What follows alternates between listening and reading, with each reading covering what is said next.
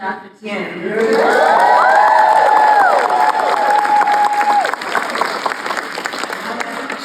Spent some time with her this afternoon, and I thanked her for her courage and for the work that she and her colleagues are doing at this critical time in our country in the midst of this critical healthcare crisis. She's been an extraordinary leader. So thank you, Dr. Tien, to all of you. And thank you to all the leaders who are with us today.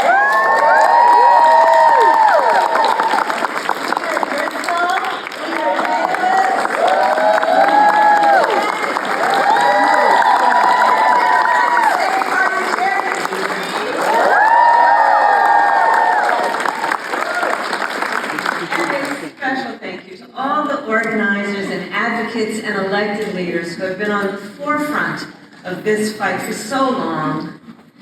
So listen, I think we all know, this is a fight for freedom. This is a fight for freedom. The fundamental freedom to make decisions about one's own body and not have their government tell them what they're supposed to do.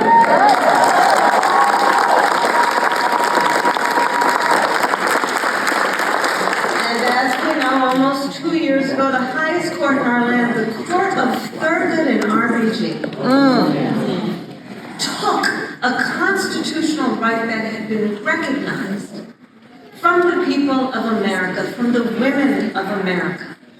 And now in states across our nation, extremists have proposed and passed laws that criminalize doctors, punish women, laws that threaten doctors and nurses with prison time, even for life, simply for providing reproductive care. Laws that make no exception for rape or incest. Even reviving laws from the 1800s.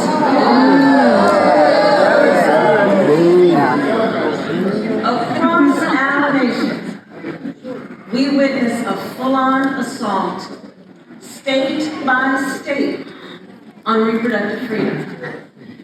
Now, many of you here may recall, I served on the Judiciary Committee as a United States Senator.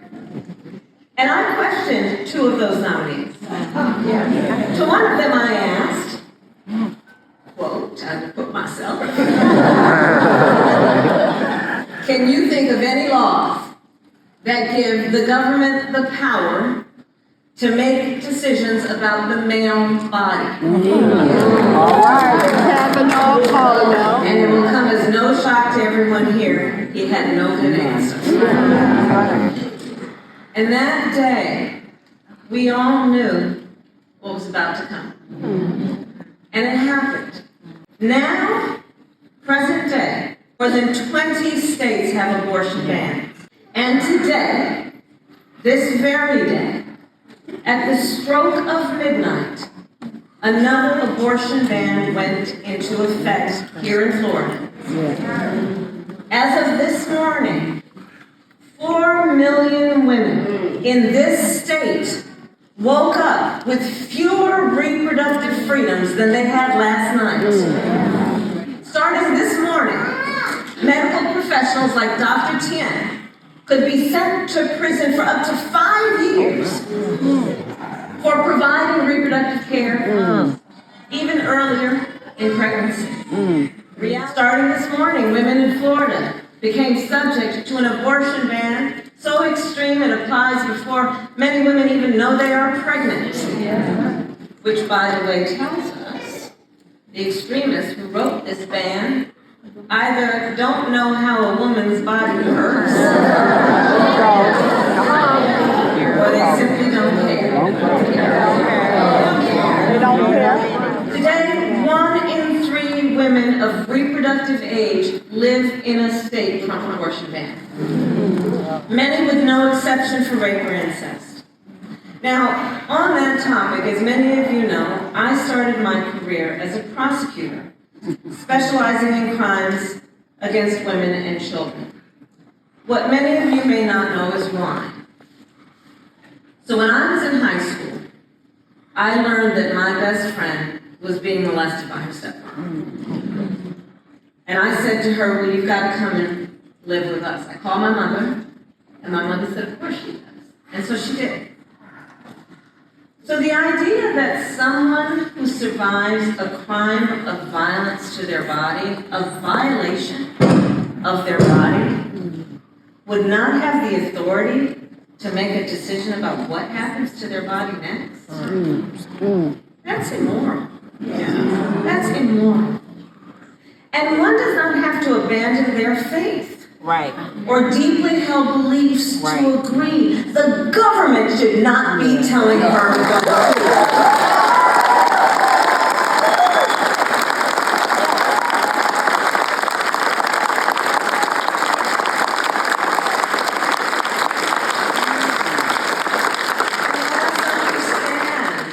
Let us understand the impact of these bans.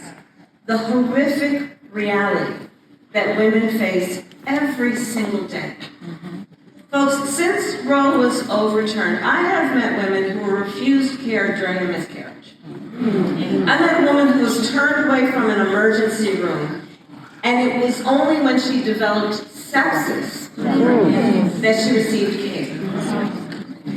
Now, I'm proud to be the first president or vice president in history to visit a reproductive health clinic.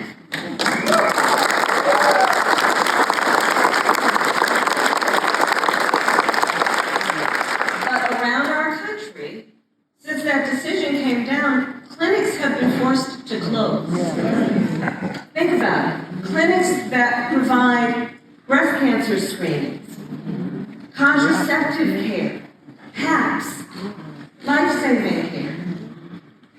And I have seen firsthand, then, that this truly is a healthcare crisis. Yeah. We trust women. We trust women to know what is in their own best interest. Women trust all of us to fight to protect their own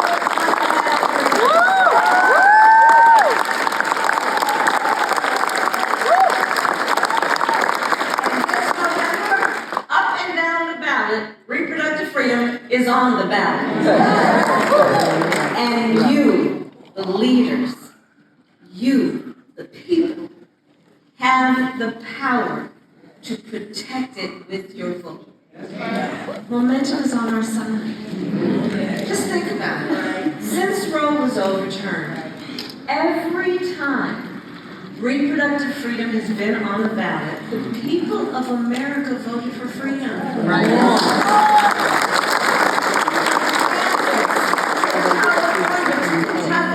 In Michigan, Montana, Vermont, and Ohio, the people of America voted for freedom.